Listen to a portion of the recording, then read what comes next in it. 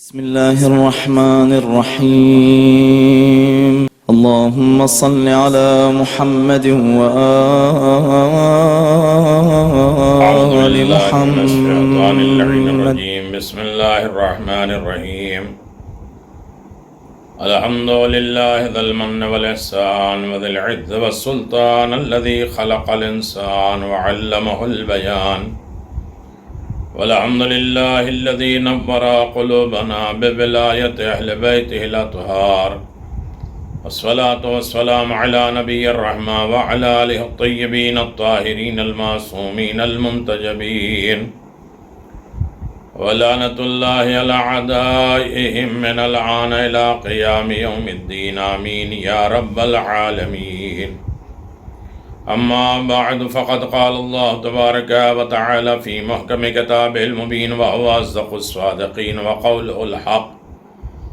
بسم الله الرحمن الرحيم يا أيها الذين آمنوا استعينوا بالصبر والصلاة وإن الله مع الصابرين.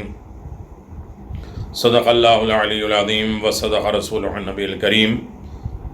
حاضرین محترم، سامعین اکرام، ناظرین ذوی احترام، السلام علیکم ورحمۃ اللہ وبرکاتہ. ماہ رمضان ہماری خطائیں اور اس کی اصلاح کے ضمن میں آپ حضرات سے گفتگو جاری و ساری ہے کہ ہم کس طریقے سے خطائیں کرتے ہیں، چاہے وہ مادی خطائیں ہوں یا روحانی اور معنوی خطائیں ہوں. ان سب کی اصلاح ماہ رمضان میں پائی جاتی ہے، بس شرط یہ ہے کہ ہم خطاؤں کی طرف متوجہ بھی ہوتے رہیں، اور اپنے آپ کو جب ہم غلط سمجھیں گے، گناہگار جانیں گے، اپنے اندر دکھ درد بیماری محسوس کریں گے تو اس کے علاج کی طرف آمادہ ہوں گے. ضمن میں کل آپ حضرات کی خدمت میں معاشرے کی بہت بڑی خرابی، بہت بڑی خطا، غلطی والدین کا ادب احترام نہ کرنا ہے، یا والدین کے مقام اور رفعت کو نہ سمجھنا ہے. زمانے کے اعتبار سے، ماحول کے اعتبار سے، سماج اور عصر کے اعتبار سے وہ بہے جا رہے ہیں، غلطیاں کرتے جاتے ہیں، وہی غلطیاں دوبارہ ان کے سامنے آئے گی. یہ مفاتات ہے اور یہ بدلے کی زندگی ہے. جیسا ہم بوئیں گے ویسا کاٹیں گے، یہ نہیں آخرت میں، بلکہ اسی دنیا میں ماں باپ کے نافرمان لوگ اسی دنیا میں سزائیں، مصیبت، پریشانیاں، عذاب جھیلیں گے. اس ضمن میں پہلا حصہ کل یعنی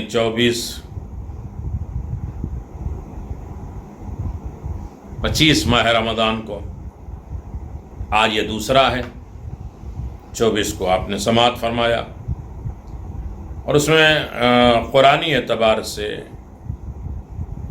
سابقہ انبیاء جو گزر گئے ہیں نبی، ان کے دور میں روایات، احادیث، قرآن کے مفاہیم اور مطالب کے ذریعے آپ نے والدین کے حقوق اور مقام اور عظمت کو جانا.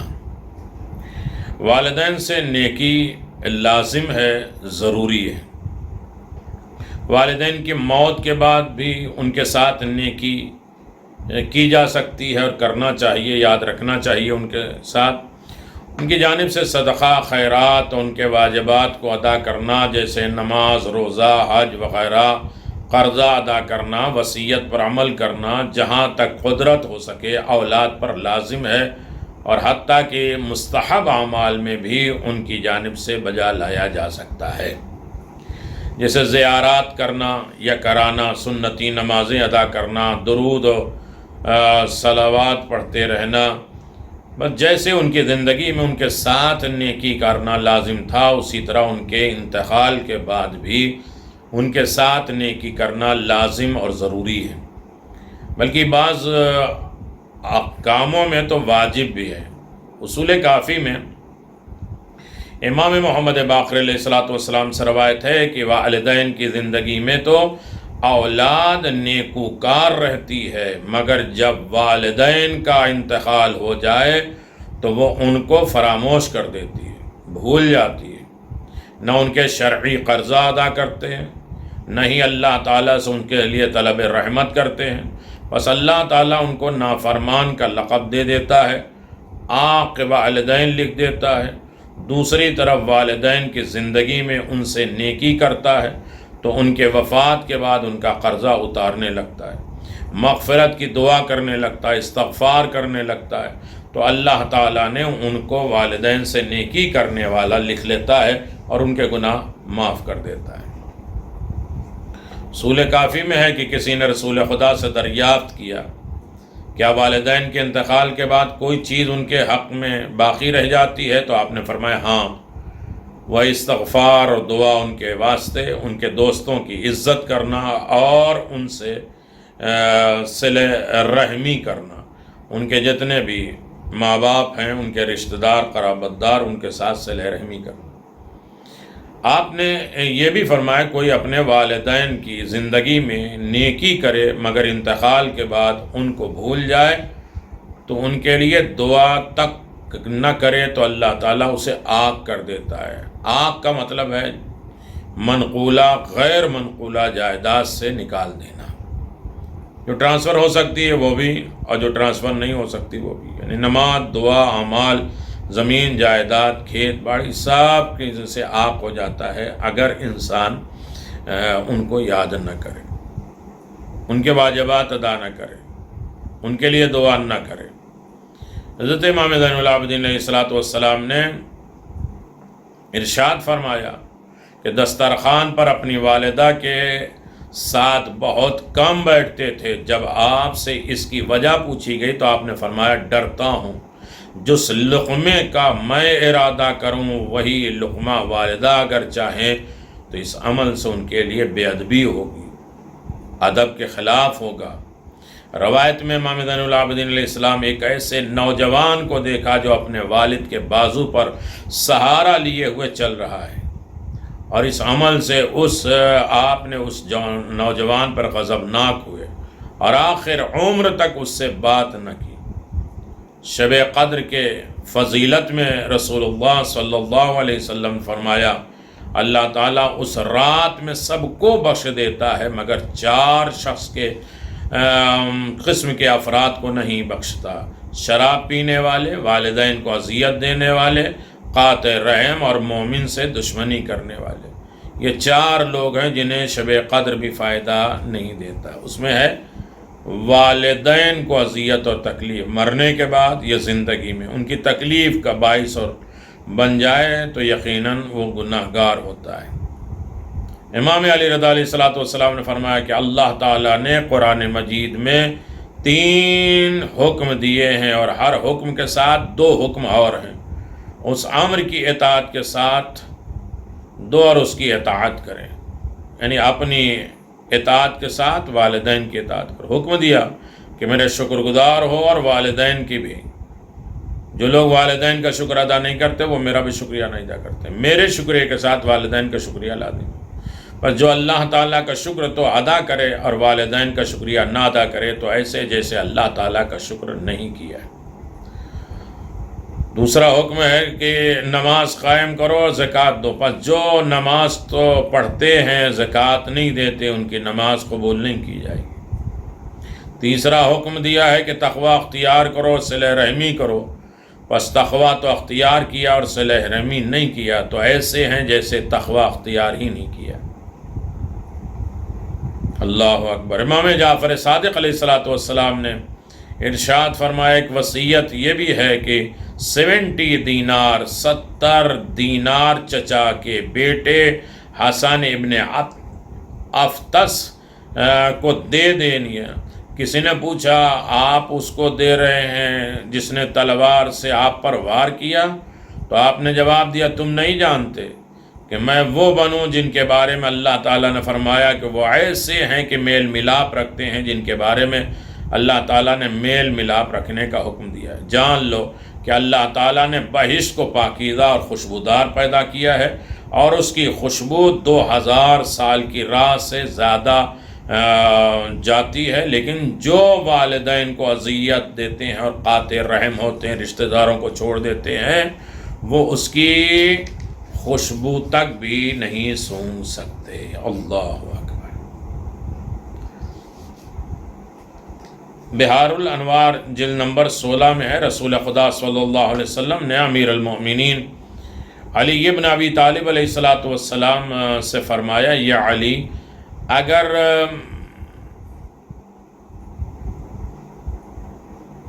اگر دو والدین سے ملنے کا راستہ 2 سال کا ہو تو یہ مسافت طے کرو اور انسان ان کی زیارت و دیدار کے لیے جاؤ، چاہے وہ دنیاوی باپ ہو، ماں باپ ہوں، یا روحانی ماں باپ، ان کے لیے جاؤ۔ آج ہم زیارت کے لیے جاتے ہیں، معصومین ہمارے روحانی باپ ہیں۔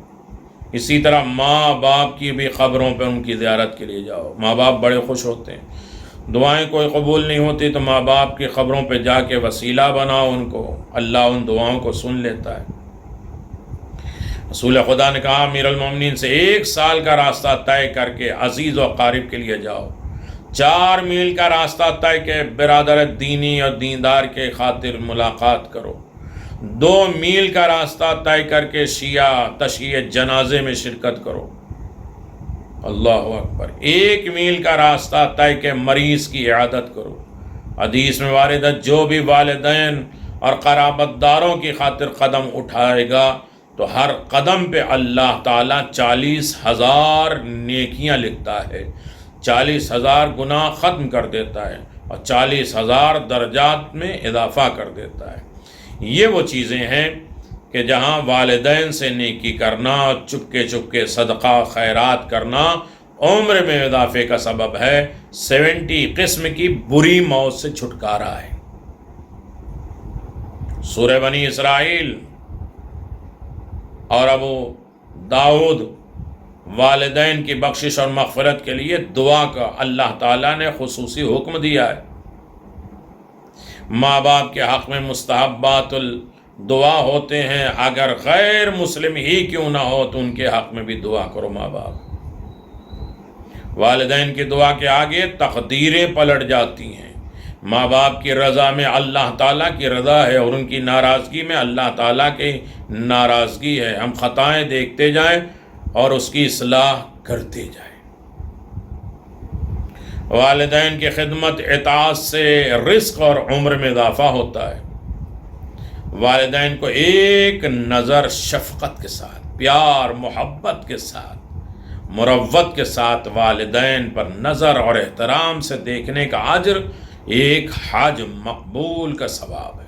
وہ حج جو قبول ہو چکا ہے، ہم 20-25 حج کریں لیکن نہیں معلوم قبول ہے، لیکن یہ والدین کے چہرے کی طرف پیار سے دیکھنا، اللہ اکبر۔ ماں باپ کے نافرمان کو موت سے پہلے بھی اس کے تمام کرتوت کی سزا مل جاتی ہے۔ والدین کے بہت سے حقوق ان کی وفات کے بعد بھی واجب الادا ہوتے ہیں۔ امام جعفر صادق علیہ السلام فرماتے ہیں، اے میسر، ابھی تک چند بار موت کا فرشتہ تیرے پاس آ چکا ہے، مگر ہر بات تیرے صلہ رحمی سے موت کو دور کر دیتا ہے۔ اگر تو چاہتا ہے کہ تیری عمر میں اضافہ ہو تو اپنے والدین کے ساتھ نیکی کرے۔ صلہ رحمی بھی کہاں سے ہوتی ہے؟ ماں کے ذریعے، رحم کے ذریعے۔ اور انسان کس کے رحم ہوتا ہے؟ ماں کے رحم میں۔ تو ماں کی طرف سے جتنے رشتے ہوتے ہیں زیادہ تر وہ بھی صلہ رحمی ہوتے ہیں۔ بات چل رہی تھی کہ قرآن میں اور انبیاء یعنی پیغمبر سے پہلے نبیوں کے لیے اللہ نے کیا دستور اور قانون بنایا ہے، انہوں نے کس طریقے سے اپنے والدین کا ادب احترام کیا ہے، اور ان کے زمانے کے واقعات کیا ہیں جو والدین کی رسپیکٹ، ادب احترام کے لیے بتائے جاتے ہیں۔ سورہ صافات آیت نمبر 103 میں ارشاد خدا ہے کہ حضرت اسماعیل اور احترام پدر یعنی باپ کا ادب احترام جناب اسماعیل کیسے کرتے تھے؟ قال یا بنی انی ارا فی المنام انی اصبحک فانظر ماذا ترى قال ابنت افعل ما تؤمر ستجدنی انشاءاللہ من الصابرین۔ کہا اے بیٹا، میں نے خواب میں دیکھا ہے کہ میں تجھے ذبح کر رہا ہوں، پر دیکھ لو تمہاری کیا رائے ہے۔ تو اسماعیل علیہ السلام نے کہا اے بابا جان، آپ کو جو حکم ملا ہے اسے انجام دے دیں، اللہ نے چاہا تو آپ مجھے صبر کرنے والوں میں پائیں گے۔ کوئی اور بیٹا ہوتا تو کہہ دیتا ارے بابا جان کیا خواب کی باتیں کر رہے ہیں، معافی مانگ لیجئے، اگر حکم بھی سمجھتا تو اللہ سے معافی مانگ لیجئے، میں کیسے برداشت کروں گا چھوری کو، میں آپ کا ساتھ دے رہا ہوں۔ یہ ہے احترام پدر۔ حضرت اسماعیل علیہ السلام اس قدر احترام اور اطاعت والدین کے قائل ہیں کہ باپ کے سامنے اپنی رائے کا بالکل اظہار نہیں کیا کہ کچھ سمجھائیں، کچھ بجھائیں، کوئی رائے دیں کہ ایسا نہ کریے، ویسا نہ کریے، یہ راستہ ہے، وہ صدقہ دے دیجیے اور اس سے معافی مانگ لیجیے اللہ سے کہ یہ نہیں ہو پائے گا، کوئی رائے نہیں دی، بلکہ ادب احترام کے ساتھ عرض کیا بابا جان جو حکم خدا ہے اس پر عمل کریں، میں صبر کروں گا۔ معلوم ہوا ملت ابراہیمیہ میں والدین کا احترام بہت زیادہ تھا، جس کا ایک نمونہ جناب اسماعیل علیہ السلام کا جواب ہے۔ دوسرا نمونہ وہ تاریخی واقعہ جو جناب ابراہیم اور ان کے بیٹے اور جناب اسماعیل کے درمیان واقع ہوئی کہ حضرت ابراہیم اکثر حضرت ہاجرہ اور اپنے بیٹوں کی خبر لینے مکہ آتے رہتے تھے، لیکن ایک مرتبہ آپ مکہ تشریف لائے تو حضرت ہاجرہ کا انتقال ہو چکا تھا، حضرت اسماعیل نے شادی کر لی تھی۔ جب آپ گھر پر پہنچے دق الباب کیا، نوک کیا تو حضرت اسماعیل کی بیوی نکلی۔ آپ نے پوچھا اسماعیل کہاں ہے اور تم کیا ہو، تم کون ہو؟ اس نے جواب دیا میں ان کی بیوی ہوں اور وہ شکار پہ گئے ہوئے۔ تو آپ نے فرمایا کھانے کو کچھ ہے؟ تو اس نے کہا، بیوی نے کہا کچھ نہیں ہے۔ بیوی نے نہ کھانا پیش کیا نہ سواری سے اترنے کو کہا۔ حضرت ابراہیم نے فرمایا میں جا رہا ہوں، جب اسماعیل آئے تو کہنا غیر عتبۃ بابک، اپنے دروازے کی ڈیوڑھی بدل دو، یہ بالکل نامناسب ہے۔ ایسی بیوی لائے جو چاہنے والے شوہر کے دوست، شوہر کے باپ، رشتہ دار، قرابت داروں کا ادب احترام نہ کرے، اسے نبی نے کہا چھوڑ دو۔ بیوی وہ جو شوہر کے ماں باپ، رشتہ دار، قرابت داروں کا ادب احترام کرے، اسی طرح شوہر بھی۔ شام کو جب جناب اسماعیل شکار سے واپس آئے تو آپ نے پوچھا کون آیا تھا؟ تو ان کی بیوی نے کہا کہ ایک بوڑھا آدمی آیا تھا اور کہہ رہا تھا کہ اپنے دروازے کی ڈیوڑھی بدل دو۔ حضرت اسماعیل سمجھ گئے باپ کیا کہہ گئے، فوراً بیوی کو طلاق دے دی اور دوسری شادی کر لی۔ اتفاقاً دوسرے سال بھی جناب ابراہیم جب تشریف لائے تو جناب اسماعیل شکار پہ گئے ہوئے تھے، لیکن ان کی بیوی نے بڑی خوش اسلوبی کے ساتھ، مسکراتے ہوئے، خندہ پیشانی کے ساتھ ان کا استقبال کیا اور سواری سے اترنے پر سر دھونے کے لیے پانی دیا۔ آپ نے فرمایا میں سواری سے نہیں اتروں گا، تو عرض کیا سر جھکائیں تاکہ میں بوسہ لے سکوں، تو آپ نے پتھر رکھوا کر اس پر باری باری دونوں پاؤں کو رکھ کر سر دھلوایا، اور پھر آپ نے پوچھا کھانے کو کچھ ہے؟ تو اس نے فوراً خرما، گوشت اور دودھ پیش کیا۔ آپ نے دعا دی اور فرمایا تمسکا بعتبۃ بابک، تم اپنے گھر کی موجودہ ڈیوڑھی کو برقرار رکھنا کیونکہ یہ نہایت مناسب ہے۔ شام کو جناب اسماعیل واپس آئے، بیوی نے ایک بزرگ کے آنے کا واقعہ بیان کیا اور اس پتھر کی نشاندہی دی جس پر جناب ابراہیم نے پاؤں رکھے تھے۔ حضرت اسماعیل نے دیکھا تو اس پتھر پر نقش پڑے ہوئے تھے، حضرت ابراہیم موجود تھے، جناب ابراہیم کے پاؤں کے نشان پڑے تھے۔ روایت میں آیا کہ وہ پتھر جس پر نقش پائے جناب ابراہیم تھا ان 3 جنتی پتھروں میں سے تھا کہ سب سے پہلے جس نے اس پتھر کو بوسہ دیا وہ حضرت اسماعیل تھے۔ اس پر بلند ہو کے خانہ کعبہ کی تعمیر کر رہے تھے۔ فَعَقَبَ اسماعیل علی المقام بِبَبِي وَيَقْبَلَهُ، حضرت اسماعیل نقش پائے پدر پر گرے اور فرط محبت سے گریہ کیے اور چوما۔ اس واقعے سے واضح ہے کہ حضرت اسماعیل اپنے باپ کی اس قدر اطاعت گزار تھے کہ باپ کے اشارے اور کنایات اور اشارے اور رموز بات کو عمل میں واجب سمجھتے تھے اور فوراً عمل کرتے تھے، اور والدین کے احترام اور محبت کے اس قدر قائل تھے کہ باپ کے نقش پر بھی سر رکھ کر اس کو چومتے بھی اور روتے بھی۔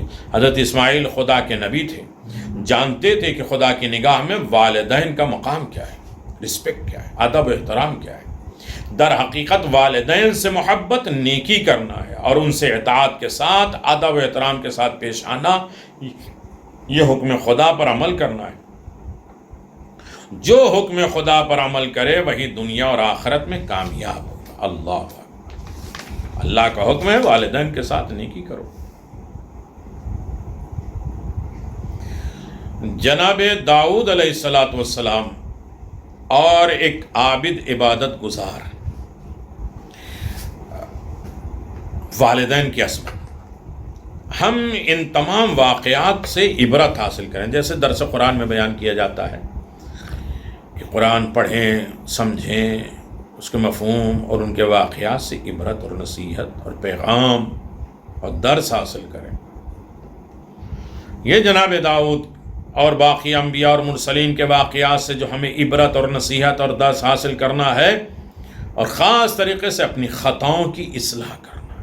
ہم سے غلطیاں کہاں ہو رہی ہیں، ہم سے خطائیں کہاں ہو رہی ہیں، یہ ماجرا کیوں ہے، یہ مشکلات کیوں ہیں، یہ بنتے بنتے کام رک کیوں جاتے ہیں، یہ ہر وقت رسوائی اور ذلت کیوں ہے۔ کہیں ایسا تو نہیں ہے کہ ماں باپ کے ہم نے حق ادا نہیں کیا، ان کی طرف توجہ نہیں دیا، یا ان کے نافرمان رہے، ان کی رضا کا ذریعہ نہیں بنے۔ اب بھی وقت اصلاح کر رہے ہیں، اس سے پہلے کہ اولاد آ کے دیکھیں۔ کل سنا آپ نے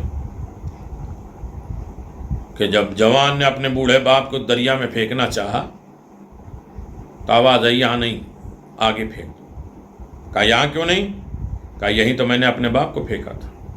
وہ بڑے احترام کے ساتھ باپ کو لے آیا، پھر خدمت کرنے لگا۔ کیا انجام ہوا؟ وہ بھی آدمی کا واقعہ آپ نے سنا، شب 25 ماں کے سلسلے میں، جس نے اپنی ماں کو تندور میں ڈال دیا تھا، آگ جلتی ہوئی ڈال دیا تو اس کی سزا کیا ہوئی اسی دنیا میں۔ روایت میں حضرت داؤد علیہ السلام نے زبور کی تلاوت شروع کی اور اس کی قرأت سے دل میں وج پیدا ہونے لگا، جوش آنے لگا، خاص کیفیت پیدا ہونے لگی۔ تو اس حالت میں تھوڑا سا سرور حاصل ہوا، خوشی ہوئی، اور خود سے کہا دنیا میں مجھ سے زیادہ عبادت گزار کوئی نہیں ہے۔ اس وقت وحی پروردگار آئی، اے داؤد پہاڑ پر جاؤ، وہاں پر ایک کسان کو دیکھو 700 سالوں سے میری عبادت کر رہا ہے، اور اس گناہ سے جو اس سے سرزد ہو گیا تھا مجھ سے طلب مغفرت کیا، مجھے توبہ کر رہا ہے، حالانکہ وہ میرے نزدیک گناہ نہ تھا۔ وہ ایک دن گھر کی چھت پر چڑھ رہا تھا کہ ماں کے نیچے تھی اور اس کی ماں نیچے تھی، اس کی چھت پر چلنے کی وجہ سے تھوڑی مٹی اس کے ماں پر گر گئی، تو اس وقت سے میری بارگاہ میں گریہ و زاری کر رہا ہے۔ 700 سال ہو گئے، صرف وہ چھت پہ چڑھ رہا ہے، تھوڑی سی مٹی اس کے ماں کے اوپر گری، جس کی وجہ سے وہ اپنے آپ کو بے ادبی سمجھنے لگا، بے ادب سمجھنے لگا، توبہ اور استغفار کر رہا ہے، رو رہا ہے، گریہ کر رہا ہے۔ اے داؤد اس کے پاس جاؤ اور اس کو میری طرف سے مغفرت اور بخشش کی بشارت دے دو۔ حضرت داؤد پہاڑ پر گئے، دیکھا ایک کمزور اور ناتواں شخص کثرت عبادت کی وجہ سے اس کی ہڈیاں ظاہر ہیں، نماز میں مشغول ہے۔ جب وہ نماز سے فارغ ہوا تو حضرت داؤد نے اس پر سلام کیا۔ اس نے جواب دیا اور پوچھا آپ کون؟ فرمایا میں داؤد نبی ہوں۔ اس نے عرض کیا جس دن چھت پر گیا تھا اور ماں پہ کوئی چیز گری، اس دن سے آج تک 7 سال ہو گئے اس حالت میں استغفار کر رہا ہوں۔ میں نہیں جانتا کہ میری ماں مجھ سے راضی ہوئی یا نہیں۔ معلوم آسمانی کتابوں میں سے زبور حضرت داؤد کے پیروکار کی آئین اور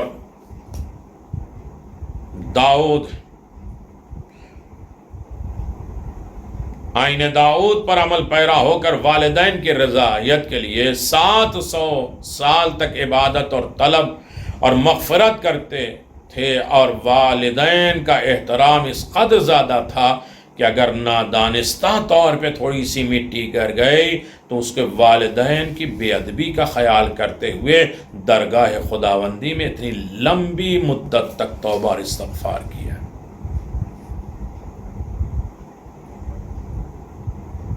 یہ واقعہ آسمانی دینوں کا ہے، ادیان میں ہے۔ مقام والدین ان کے احترام کی بہت زیادہ اہمیت اور دلیل کرتا ہے۔ انبیاء سابق کی امتیں بھی اس بات پر یقین رکھتی تھیں کہ جب تک اولاد پر والدین راضی نہ ہوں خدا بھی راضی نہیں ہوگا۔ اول ما كتب علی اللوح ان اللہ لا الہ الا انا من رضی اللہ عنہ والدہ فإنه عنه راض ومن سخط علیہ والدہ فأنا علیہ ساخط۔ سب سے پہلے اللہ نے سب سے پہلی کتاب جسے لوح محفوظ شب قدر میں سنا ہوگا، لوح محفوظ پہ قرآن مجید کو اللہ نے نازل کیا ہے، جسے میکائیل نے پڑھا تو اسرافیل تک آیا، اسرافیل نے پڑھا تو جبریل تک آیا، جبریل نے پڑھا تو پیغمبر کے دل تک آیا۔ 14 منزلوں سے یہ قرآن ہمارے پاس آیا۔ سب سے پہلے اللہ نے لوح محفوظ پہ کیا لکھا؟ سب سے پہلی چیز جو لکھی، میں خدا ہوں، میرے علاوہ کوئی اور خدا نہیں ہے، میں اس پر راضی ہوں جس پر والدین راضی ہیں۔ اللہ پہلے دن اللہ، اور اس سے ناراض ہوں جس سے والدین ناراض ہیں۔ یہ حدیث بھی واضح دلیل کر رہی ہے کہ والدین کی خوشنودی دراصل خدا کی خوشنودی اور والدین کی ناراضگی اور خدا کی ناراضگی ہے۔ پس معلوم ہوا کہ ہر آسمانی دین میں ایک اصول مسلم ہے کہ اولاد کے لیے خدا کو راضی کرنے کے لیے اپنے والدین کو راضی کرنا پڑتا ہے، ضروری ہے، ورنہ خدا بھی راضی نہیں ہوگا۔ ابھی انبیاء اور مرسلین کی باتیں آ رہی، قرآنی اور دیگر کتابوں کی باتیں آ رہی، جو چاروں کتاب اللہ نے ماہ رمضان ہی میں نازل کیا ہے۔ خدا کی ناراضگی اور عذاب اور قہر کا نام، اور خدا کی رضایت اور رحمت اور نعمت جنت کا نام ہے۔ ہم والدین سے راضی، والدین ہم سے راضی ہو جائیں تو جنت ہے، وہ ناراض ہیں تو خدا ناراض ہے اور جہنم ہے۔ مومن حضرت شعیب، حضرت شیش، حضرت داؤد علیہ السلام علیہ السلام، مومن کا مقام بہت بڑا ہے۔ ایک جگہ پہ حضرت شیش نبی، حضرت شیش ابن آدم، جناب آدم کے بیٹے ہیں شیش، فرمایا مومن میں 16 خصلتیں عادت ہونی چاہیے، 16 ہیبٹ، 16 عادتیں ہونی چاہیے مومن میں۔ اور اللہ نے روزہ مانگا ہے مومنوں سے، ہماری ساری عبادتیں شرط ہے ایمان والے سے۔ اگر ایمان نہیں ہے تو مومن کس چیز کے ہیں؟ جناب شیش نے 16 خصلتیں، عادتیں، اطوار مومن کے بتائے۔ پہلی چیز کہ اللہ تعالیٰ ملائکہ اور خدا کی اطاعت گزاروں کی شناخت اور معرفت رکھنا، خداوند عالم اللہ کی، ملائکہ کی، خدا کے اطاعت گزاروں کی، یعنی انبیاء، مرسلین، ائمہ معصومین کی معرفت رکھنا۔ مومن سب کو پہچانتا ہے، جانتا نہیں، پہچانتا ہے۔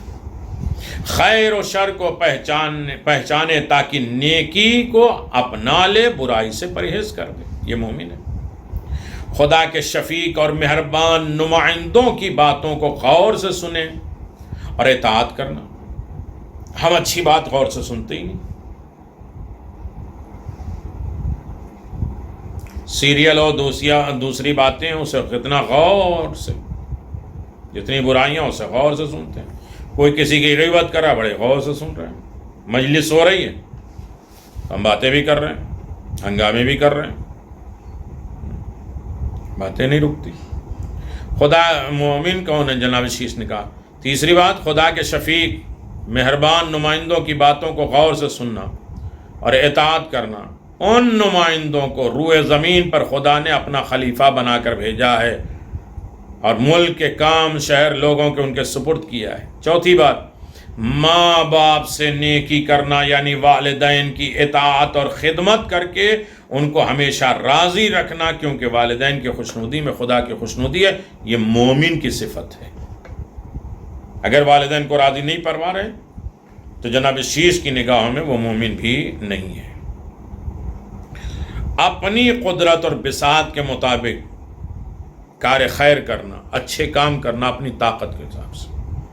اللہ نے ہاتھ پاؤں مضبوط دیا ہے، کوئی کسی کے کام نہیں آئے۔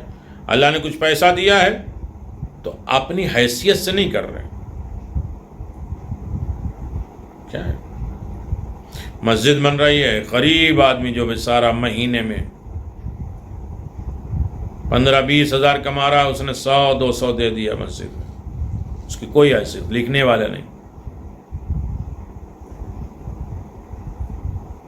جو 10-15 لاکھ روپے بھی کماتا ہے، اس نے 1 لاکھ دے دیا، اس کی بڑی تعریف ہو۔ بساط کے اعتبار سے، اس کی طاقت اور ہمت کے اعتبار سے کار خیر کرنے والے کو اجر و ثواب ہے، مومن ہے۔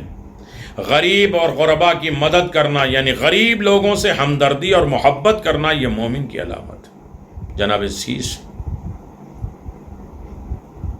اللہ اکبر۔ اپنے نفسوں پر ان کا مقدم کرنا، اپنی ضرورتوں کو چھوڑ کے ان کی ضرورتوں کو پورا کرنا۔ روایت میں ہے کہ غریب اور غربا خدا کے اہل و عیال ہیں، جو ان سے محبت کرتا ہے ان کو ترجیح دیتا ہے، خدا ان سے محبت بھی کرتا ہے اور عزت اور رزق میں اضافہ بھی کرتا ہے۔ 8ویں چیز، خدا کی اطاعت اور فرما برداری میں شجاع اور دلیر ہوتا ہے مومن، یعنی خدا کے احکام پر عمل کرنے میں کسی سے ڈرتا نہیں ہے اور نہ کسی کا لحاظ کر کے، بلکہ بلا خوف اور خطر خدا کے احکام پر عمل کرتا ہے۔ 9ویں، فسق و فجور۔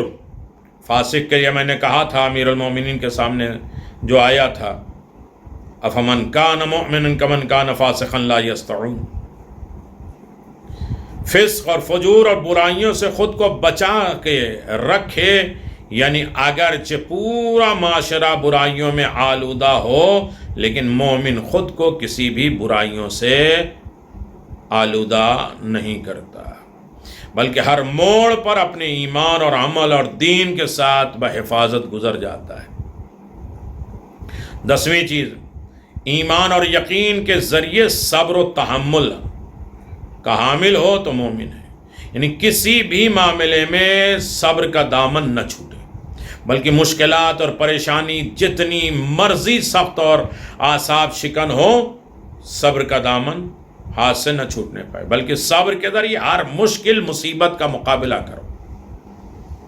سچ اور صداقت کا حامل ہو، یعنی مومن سچا ہوتا ہے، کبھی بھی مومن جھوٹ نہیں بولتا۔ اگر اس کو نقصان بھی پہنچے تو وہ اپنے نفع اور نقصان کو نہیں دیکھتا، بلکہ حکم اور مرضی خدا کو دیکھتا ہے یہ مومن۔ اللہ اکبر۔ 12ویں چیز، عدالت سے کام لینے والا مومن ہے۔ عدالت اور انصاف ہمارے مذہب کی بنیاد ہے۔ ہم خدا، رسول اور امام اور مجتہدین اور پیش نماز اور گواہ اور مومن میں بھی عدالت مانگتے ہیں۔ مومن وہ ہے جو عادل ہو، پیش نماز وہ ہے جو عادل ہو، گواہ دینے والا وہ ہو جو عادل ہو۔ چاند دیکھیں گے اتنا میں کہ وہ عادل ہے یا نہیں۔ تو ہمارے سارے مذہب میں عدالت شرط ہے، یہ مومن کی علامت ہے۔ عدالت سے تو تمام نیکیاں ہیں، اگر عدالت نہیں ہے تو کچھ بھی نہیں ہے۔ لہذا مومن کی شرط یہ ہے کہ وہ عادل ہو، یعنی نیکیوں کو انجام دیتا ہو، برائیوں کو چھوڑ دیتا ہو، یہ مومن۔ 13 نمبر، اللہ اکبر، متقی اور پرہیزگار، یعنی مومن کی علامتیں اور نشانیاں جناب شیس ابن آدم بیان کرتے ہیں 16، وہ 13 نمبر، متقی اور پرہیزگار ہو اور دنیا سے محبت کرنے والا نہ ہو۔ روایات میں ہے کہ دنیا کی محبت تمام برائیوں کا سر چشمہ ہے۔ دنیا کی محبت ہر برائی کا محور منبع ہے۔ حب الدنیا تقوی اور ایمان کے ساتھ جمع نہیں ہو سکتی. دنیا کی بھی محبت، دیکھیں اس میں سمجھنے کی بات ہے. دنیا کماؤ آخرت کے لیے، جہاں نیکیاں کریں گے وہاں فائدہ. نیکیاں کب کریں گے؟ جب ہم کمائیں گے، جب ہم دنیا حاصل کریں گے. صرف دنیا کے لیے کرو گے تو کچھ نہیں ہوگا. اس میں آخرت بیج، دنیا بیج ہو بونے کے لیے، آخرت میں کاٹنے کا ذریعہ. اللہ اکبر. کیونکہ تقوی انسان کو آخرت آباد کرنے کی تاکید کرتا ہے. دنیا کی محبت انسان کو دنیا کو آباد کرنے کی ترغیب دیتی ہے، رجحان دلاتی ہے. جو دنیا کو آباد کرنا چاہتا ہے اس کو نہ دنیا آباد ہوتی ہے اور نہ ہی آخرت آباد ہوتی ہے. اللہ تعالیٰ کی نعمتوں کے شکر گزاری کے طور پر 14 نمبر، جانور ذبح کرے اور غریب غربا رشتہ دار کو کھلائے. خدا کے نام پر جانور ذبح کرنا سب سے بڑا صدقہ ہے جو انسان کی جان اور مال کی حفاظت کا ضامن ہے. دنیا کی مشکلات اور پریشانیوں پر ناراحت ہوئے بغیر اللہ تعالیٰ کی بارگاہ میں شکر ادا کرے اور حلم بردباری سے کام لے. بغیر مشکلات میں ناراض نہ ہو، جھنجھلائے نہیں، برا نہ سمجھے. ان مشکلات پریشانی شکر کرتا رہے، بردبار رہے، برداشت کرنے کی طاقت رہے. 16 نمبر، شرم اور حیا کا مالک ہو مومن. لوگوں سے بحث مباحثہ زیادہ نہ کرے. کوئی ایک چیز لگ گیا ایک ٹاپک پہ تو بحث کیے جا رہے ہیں. معلوم ہو کہ ہاں واٹس ایپ پہ ایک بات چلیے تو چلتی رہے. ہاں علمی گفتگو ہو، سمجھنے کے لیے گفتگو ہو، جہالت یا کسی کو نیچا دکھانے کے لیے نہیں ہو. یہ تو تکبر کی علامت ہے بیجا بحث کرنا. علمی ڈسکشن ہونا چاہیے، مناظرہ ہونا چاہیے، ریسرچ ہونا چاہیے. لیکن ایک بات اگر معلوم ہو کہ 10 آدمی سے کیے جا رہے، جیسے تیسرے آنے کی آہٹ محسوس ہوئی تو زور سے کہنے لگتے تاکہ اس کو بھی معلوم ہے کہ اس کو کچھ معلوم ہے. بیجا بحث شروع. ہارنا تو کوئی انسان جانتا نہیں. یہ وہ دلیلیں بیان کر رہا، وہ دلیلیں بیان کر رہا ہے. کوئی للہیت اللہ کی دلیلیں بیان کر رہا ہے، کوئی شیطان کی. شیطان بھی اپنے چاہنے والے کو اکیلا تھوڑی چھوڑتا ہے، وہی کرتا رہتا ہے، مدد کرتا رہتا ہے، دلیلیں دیتا رہتا ہے. لہذا بحث کرو گے بیجا تو ایمان سے نکل جاؤ. اللہ یا مولا. شرم و حیا ایمان کی علامت ہے اور تمام نیکیوں کی بنیاد ہے. جو شرم و حیا نہیں رکھتا وہ دین اور ایمان نہیں رکھتا. کتنی خطائیں ہیں ہماری. اسی لیے میں نے ایسے سبجیکٹ کو رکھا جس میں ساری خطائیں موجود ہوں اور اس میں ایک ہی اصلاح ہو. اپنے والدین کی اطاعت کرنا جس سے خدا راضی ہوتا ہے. جو خدا راضی ہو جائے سارا مسئلہ حل، ساری اصلاح ہو گئی. خدا کی اطاعت ہو اس وجہ سے کہ وہ والدین کے لیے حکم دیتا ہے. حضرت شیش نے اپنے اور ان گوہر بار کلمات کے ذریعے آدم علیہ السلام کی اولاد کو ایک دستور، ایک قانون، ایک ضابطۂ حیات عطا فرمایا. جو بھی ان اوصاف کا مالک ہوگا وہ خدا کا نیک بندہ ہوگا. جو ان سے عاری ہوگا، ہٹ جائے گا، وہ فاسق اور منافق ہوگا. ان میں ایک اہم خصلت یہ ہے کہ مومن ہمیشہ اپنے ماں باپ سے نیکی کرتا ہے اور والدین سے نیکی کرتا ہے. اور وہ سب سے اہم نیکی جو باقی تمام نیکیوں کی قبولیت کا ذریعہ ہے وہ ہے والدین سے نیکی کرنا.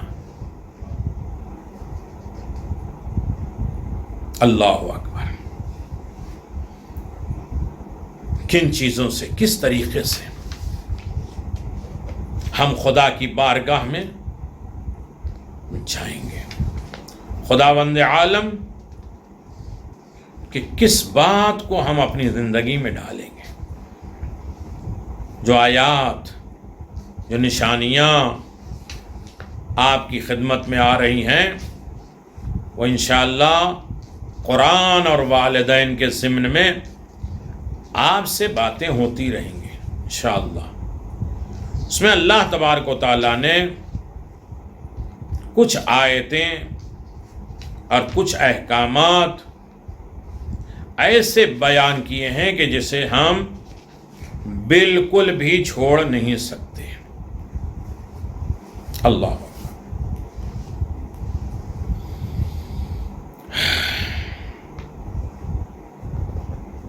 روایت میں ہے، بلکہ قرآن مجید کی آیت میں ہے، اللہ تبارک و تعالیٰ کے ماننے والوں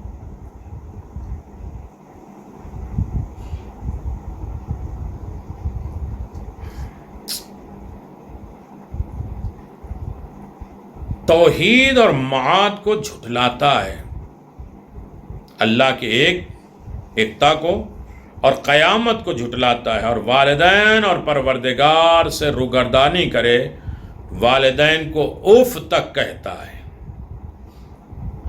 ذرا برابر ایک مچھر بھی کاٹ لے تو اف، کوئی بات نہ،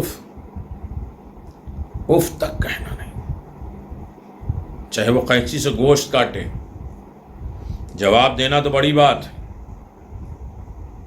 یہ لوگ والدین کی بے احترامی اور ان سے کنارہ کشی اختیار کرنے کی وجہ سے آق کے والدین کی صف میں شامل ہو کر اللہ کی رحمت اور نعمت سے محروم ہو جاتے ہیں، جو اللہ کی مخالفت کرے۔ اللہ اکبر۔ قرآن مجید میں ان کی مذمت کی گئی ہے، برا بھلا کہا گیا۔ یہ لوگ خدا اور والدین اور دین اور ایمان اور معاد اور حساب و کتاب پر ایمان نہیں رکھتے، ان کو خرافات اور پرانی کہانیاں خیال کرتے ہیں قرآن مجید کو، اور یہ گمراہ کن اور فاسد خیالات ہیں، بے ایمانی ہے، بے دینی ہے، والدین کی حق ناشناسی کا نتیجہ ہے۔ یہ لوگ اس لیے قابل مذمت ہیں، کون لوگ؟ جو قرآن کی مخالفت کر رہے ہیں، والدین سے بے ادبی اور بے احترامی کے ساتھ پیش آتے ہیں، اس لیے خدا ان سے نفرت کرتا ہے۔ اف کے ساتھ والدین کی تحقیر اور توہین کرتے ہیں، اس لیے خدا ان سے نفرت کرتا ہے۔ معاد قیامت پر صرف ایمان نہیں رکھتے بلکہ اس کا مذاق اڑاتے ہیں، اسے خرافات اور افسانہ کہتے ہیں، اس لیے اللہ اس سے نفرت کرتا ہے۔ اللہ اکبر۔ حق کو تسلیم نہیں کرتے بلکہ تکبر، غرور، خود خواہی کا کام لیتے ہیں، جبکہ شفیق والدین ان کی جہالت و گمراہی سے نکال کر عذاب الہی سے نجات دینا چاہتا ہے۔ لیکن جب یہ لوگ اپنی ضلالت اور کفر پر اصرار کرتے ہیں اور والدین کو چھوڑ دیتے ہیں، اور لوگ آق کے والدین بن کر دنیا اور آخرت دونوں میں ذلیل اور خوار ہو جاتے ہیں۔ معلوم ہے اسلام کی نگاہ میں عزت اور کامیابی اور اولاد کے لیے والدین کی اطاعت اور خدمت میں یہی عزت ہے۔ ہمارا اسٹیٹس کیا ہے؟ ہمارا مقام کیا ہے؟ ہم کتنے بڑے آفیسر ہیں؟ کچھ بھی نہیں۔ پہلے یہ دیکھو کہ وہ اپنے والدین کو کتنا راضی کرتا ہے، ان کی اطاعت کتنی کرتا ہے، ان کی خدمت کتنی کرتا ہے، اور ذلت اور خواری والدین کی نافرمانی میں۔ اللہ اکبر۔ باتیں بڑی طولانی ہیں، بہت عظیم ہے جس کے اوپر ہمیں غور کرنا ہے، بہت بڑی خطائیں ہیں جو ہم وہ بس کر لیتے ہیں، ہم سے ہو جاتی، سرزد ہو جاتی۔ اللہ اکبر۔ والدین کے شکر گزاری، والدین کی عظمت اس مقام پر ہے کہ اللہ تعالیٰ نے ان کی زحمتوں کی شکر گزاری کو اپنی نعمات کی شکر گزاری کے ساتھ منسلک کر دیا، ملا دیا۔ اپنی نعمتوں کا شکر والدین، اللہ کا شکر فوراً والدین کا شکر۔ ایک سطح پہ قرآن فرما رہا ہے میرا شکر ادا کرو، اپنے والدین کا شکریہ ادا کرو۔ والدین پر احسان، ان کے شکر گزاری کو توحید پر ایمان نفی اور شرک اور عبادت الہی کے ساتھ ذکر ہوتے ہیں۔ قرآن تاکید کے ساتھ اس مطلب کو واضح کرتا ہے کہ توحید پرستی کے بعد سب سے بڑا فریضہ اولاد پر والدین سے احسان اور ان کے شکر گزاری ہے۔ دوسری طرف یہ بھی واضح ہے کہ شرک کے بعد سب سے بڑا گناہ والدین کی نافرمانی اور ناشکری ہے. والدین کے بھی ناشکرے بنتے ہو تو سب سے بڑا گناہ شرک کے بعد یہی ہے. یہ واضح رہے کہ یہ قانون شریعت ہے، مذہب سے مختص اختصاص رکھتا ہے، کیونکہ ماں باپ اپنے تمام امکانی وسائل نہایت خلوص کے ساتھ اپنی اولاد کی پرورش اور نگہداشتی، ان کی نگرانی کے لیے وقف کر دیتے ہیں، تاکہ بچوں کا مستقبل روشن ہونے کے ساتھ وہ خود مختار، خود کفیل، اپنے پاؤں پہ کھڑے ہو جائیں. بس عقل اور ضمیر اور وجدان کا تقاضا یہ ہے کہ والدین کے اس سے زحمات اور تکالیف، احسانات کے پیش نظر ان کا شکریہ ادا کرے. اگر انسان ماں باپ کو محبتوں اور زحمتوں کو فراموش یا نظر انداز کرتا ہے تو اس نے اپنے ضمیر کو فراموش کر دیا، ایک اہم انسانی فریضے سے روگردانی کر دیا، منہ موڑ دیا. انسان کو چاہیے کہ والدین کی محبت اور احسان کو قادر کی نگاہ سے دیکھے، ان کا شکر ادا کرے، کیونکہ خدا کا شکر والدین کے شکریہ کے ساتھ ہونا. مطلب یہ ہے کہ والدین کے احسانات اور شفقت اور محبت اور نعمات خداوندی کے مانند ہے، اور نعمات کا شکر ادا کرنا ہر صاحب ضمیر اور وجدان پر لازم ہے. یہ نعمات اس قدر عظیم ہے کہ انسان اس کا بدلہ نہیں دے سکتا. البتہ انسان کے لیے یہ ممکن ہے کہ ان احسانات کا شکریہ ادا کر سکے، ان احسانات کو جانے. انسان جب جس طرح بھی اللہ تعالیٰ کا کما حق و شکریہ ادا کر ہی نہیں سکتا، اسی طرح اپنے والدین کا بھی شکر ادا نہیں کر سکتا. یہ کنفرم بات ہے، یہ اعلان ہے کہ انسان اپنے والدین کا شکریہ ادا نہیں کر سکتا. اتنا سمجھ لے بس کافی ہے. جہاں ہم یہ سوچتے ہیں ہم نے حق ادا کر دیا، 2-4 لقمہ کھلا دیا، بات کوئی مان لے لی، ہم تو سب باتیں مانتے. جس طرح خدا کا شکر صرف زبانی کافی نہیں ہے، اللہ کا شکریہ کیسے ہے؟ کبھی زبانی، کبھی قلبی، کبھی اظہار نعمت، کبھی جس نے نعمت کا ذریعہ بنا ہو اس کی وجہ سے، یا جس کی وجہ سے نعمت خلق ہوئی اس کا شکریہ، سجدہ شکر کے ذریعے. 5-6 طریقے ہیں جو اللہ تبارک و تعالیٰ کے بارگاہ میں انسان شکریہ ادا کر سکتا ہے. وہی عالم والدین کا بھی. اللہ اکبر. جس طرح خدا کا شکریہ صرف زبان سے نہیں ہے، بلکہ اسی طرح احکام کے مطابق زندگی گزارنے کی ضرورت پڑتی ہے. جیسا وہ کہیں اس پر عمل بھی ہو، یہ اس کا شکریہ. اس کے احکام کی پابندی ہو، اس کی نافرمانی نہ ہو، اس کی توہین کا ذریعہ نہ بنے. اسی طرح والدین کے ایثار، قربانیاں، احسان، شفقت کا شکریہ بھی عملاً ان کی خدمت اور ان سے نیکی کر کے ادا کرنا لازم ہے. شکر خداوندی کی توفیق خدا ہی عظیم نعمت ہے، جس کا جتنا شکر ادا کیا جائے کم ہے. والدین کا بھی شکر ادا کرنے کی جس کے توفیق حاصل ہو جائے، وہ بھی اس نعمت کی توفیق پہ جتنا ممکن ہو شکر ادا کرے. تو خدا وعدہ کرتا ہے لَإِن شَكَرْتُمْ لَأَزِيدَنَّكُمْ لَإِن كَفَرْتُمْ إِنَّ عَذَابِي لَشَدِيدٌ. بے شک تم شکر ادا کرو، شکر کرو میں زیادہ کروں گا، اور اگر تم نے کفران نعمت کیا ہے تو میرا عذاب بڑا سخت ہے. اللہ اکبر. یا الہی. امام رضا علیہ السلام فرماتے ہیں امرنا بالشکر لہو بالوالدین فمن لم یشکر والدہ لم یشکر اللہ. تفسیر کافی میں خدا نے ہمیں اپنا اور والدین کا شکر ادا کرنے کا جو حکم دیا ہے، اس بنا پہ کیا ہے کہ جو والدین کا شکر ادا نہیں کرتا اس نے خدا کا بھی شکریہ ادا نہیں کیا. یعنی امام کا بھی انسان نے شکریہ ادا نہیں کیا، خدا کا بھی شکریہ ادا نہیں کیا، اس لیے کہ اس نے اپنے والدین کا شکریہ. ظاہر بظاہر اس دنیا میں لانے والے کا انسان شکر گزار نہیں ہوتا تو جسے دیکھا نہیں اس کا شکر کیسے ہوگا؟ کتنی نعمتیں ہیں جو والدین کے ساتھ یا والدین کی وجہ سے اللہ نے نازل فرمائی ہے. لہذا ہم ان والدین کے احسانات کو سمجھیں، جانیں یہ نمبر 2 ہے. انشاءاللہ سلسلہ جاری رہے گا. اور والدین مقام و عظمت کا اسلامی تصور. غیر مذہبوں میں تو ماں باپ کی رسپیکٹ بھی پائی جاتی ہے، لیکن وہ طریقہ نہیں ہے جو اسلام کا طریقہ ہے. اسلام کا طریقہ یہ ہے کہ اس کی وجہ سے، اس کے ماں باپ راضی ہونے کی وجہ سے اس کا خدا راضی ہو جاتا ہے. جو خدا کو راضی کرنا چاہتے ہیں اس کے لیے ضروری ہے کہ وہ اپنے ماں باپ کا شکریہ ادا کریں، راضی کریں. اسلامی تصور کیا ہے؟ اسلامی پیغام کیا ہے؟ اسلامی قانون کیا ہے؟ اپنے والدین کے ساتھ کس طریقے سے سلوک کیا جائے. یہ ہے مقام والدین، یہ رفعت والدین، یہ عظمت والدین. اور اس کے بعد یہ ظاہری ماں باپ ہیں، تو روحانی ماں باپ کا مقام اور رفعت اور بلندی کیا ہوگی، جس کے لیے ہر عالم میں ہمیں تیار ہونا چاہیے کہ روحانی ماں باپ بڑے عظیم ہیں. اللہ اکبر.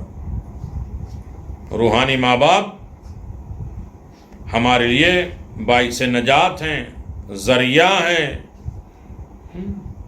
زندگی گزارنے کا بہترین سرمایہ ہے. یقیناً آپ دیکھیں، جسے جسمانی والدین سے ہمارے پہچان ہوتی ہے، جسے بہن بھائی رشتہ دار قرابت دار ان سے صلہ رحمی کا حکم ہے، اسی طرح روحانی والدین کی طرف بھی پہچان ہوتی ہے کہ ان سے دوستی اور محبت کرنا واجب ہے. وہ جو محمد اور آل محمد ہیں ان سے محبت اور ان کے دشمنوں سے نفرت کرنا واجب ہے. یہ روحانی ماں باپ ہیں، ان کا بھی بہت بڑا حق ہے. جو روحانی پدر کی طرف منسوب ہیں وہ 2 ہیں. اول خود روحانی والد کے جسمانی اولاد، یعنی سلسلہ جس میں سادات ہے. دوم جو ان پر ایمان لانے والے ہوں، یعنی مؤمنین کرام، بس ان کی طرف بھی ایمان کا حساب ہو. اور وہ فرزند روحانی، قرآن مجید ان کی تعریف یوں کرتا: بے شک مومنین ایک دوسرے کے بھائی ہیں. حقوق سادات، حضرت محمد مصطفیٰ صلی اللہ علیہ وسلم کی اولاد سے جو سید کہلاتی ہیں، محبت سے پیش آنا، ان کا احترام کرنا اور ان کی مدد کرنا، خلاصہ ان سے صلہ رحمی کرنا، عزت کے ساتھ پیش آنا، ان کی رسپیکٹ کرنا. قرآن میں اس بارے میں سورہ شورى میں فرمایا گیا ہے، فرما دے اے محمد میں تم سے اجر رسالت نہیں مانگتا مگر یہ کہ میرے قرابت داروں سے مودت کرو.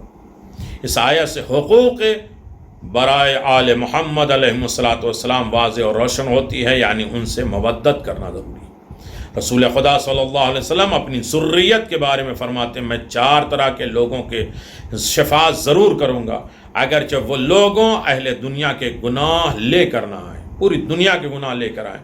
وہ آدمی جو میری ذریت کی مدد کرتا ہے، میرے اولاد، میرے سادات کی مدد کرتا ہے، جسمانی، روحانی، پیسہ، مظلومیت میں مدد، کسی طریقے کی مدد ہو. وہ آدمی جو اپنی ذریت کی تنگ دستی میں مالی مدد کرتا ہے، اپنی اولاد کی مدد کرتا ہے، تنگ دست ہو گئے. وہ آدمی جو میری ذریت سے زبان اور دل کے ساتھ محبت کرتا ہے، اس کے بھی چاہے دنیا بھر کے عذاب لے کر آئے، گناہ لے کر آئے، میں اس کی شفاعت کروں گا. وہ آدمی جو میری ذریت کے اس وقت مدد کرے جب یہ آوارہ پریشان حال تھے، جب مشکلات میں تھے، دشمنوں نے گھیر لیا تھا، اس وقت ان کی مدد کرے. حسین اسی وقت کہہ رہے تھے: حل من ناصر ینصرنا، کوئی ہے جو میری مدد کرے؟ جس نے مدد کیا اس کی شفاعت پیغمبر، اس کے درجات بلند پیغمبر، اور اولاد امام کی نصرت اور مدد کرنے والوں کے لیے پیغمبر اسلام کا تحفہ ہے. بس ہم خطا نہ کریں، غلطی نہ کریں، اپنی اصلاح کر لیں، ان تمام چیزوں کی طرف آمادہ ہو جائیں تاکہ صحیح معنوں میں معرفت دین بھی ہو، معرفت اسلام بھی ہو، معرفت خدا اور ائمہ معصومین بھی ہو، اور ان کی شفاعت، ان کی بخشش بھی ہمیں نجات ہو جائے. یہ ماہ رمضانی میں ہو سکتا ہے کہ دل نرم ہوتے ہیں، انسان اعمال کی طرف آمادہ ہوتا ہے. لہذا اپنے والدین کے ساتھ اچھا رشتہ رکھے، والدین سے اچھا حسن سلوک رکھے، والدین کی نافرمانی نہ کرے، اف تک نہ کہے، اور ان کے جھڑکے نہیں، ان سے بحث نہ کرے، ان کی طرف آنکھیں اٹھا کر دیکھے نہیں، انہیں جواب نہ دے، ان کے آگے نہ بیٹھے، ان کے آگے نہ چلے۔ اللہ خداوند عالم۔ امام سید سجاد ہمیشہ پانی اپنی ماں کے ساتھ لیتے تھے، ماں کے ہاتھ سے پیتے تھے۔ کہ پانی پلانے میں اتنا ثواب ہے کہ میں ماں کے علاوہ کسی اور کو دینا ہی نہیں چاہتا۔ اللہ اکبر۔ وآخر دعوانا ان الحمدللہ رب العالمین وصلی اللہ علی محمد وآل محمد وعجل فرج آل محمد۔ خداوند عالم ہماری اس عبادت کو قبول فرمائے، تمام فتنے آفات اور بلاؤں سے محفوظ فرمائے، ہمیں والدین کو راضی رکھنے کی دولت عطا فرمائے، خدا کی اطاعت ہو جائے، اس کا شکرانہ ادا ہو جائے، والدین کے شکرانے کے ساتھ، ان کی اطاعت کے ساتھ ہمارے والدین کو بخشش فرما، نجات دے دے، زندہ ہیں تو انہیں حیات دے دے، اور انہوں نے ہم سے راضی رکھنے کی توفیق عطا، تمام مصائب اور آرام سے ہمیں نجات دے دے، بیماروں کو شفا کاملہ دے لے، اپنے علاوہ کسی اور کا محتاج نہ قرار دے۔ وآخر دعوانا الحمدللہ رب العالمین وصلی اللہ علی محمد وآل محمد وعجل فرج آل محمد۔ بسم اللہ الرحمن الرحیم۔ السلام علیک یا ابا عبداللہ، السلام علیک یا ابن رسول اللہ، السلام علیک یا خیرت اللہ وابن خیرته، السلام علیک یا ابن امیر المؤمنین وابن سید الوصیین، السلام علیک یا ابن فاطمہ سیدة نساء العالمین۔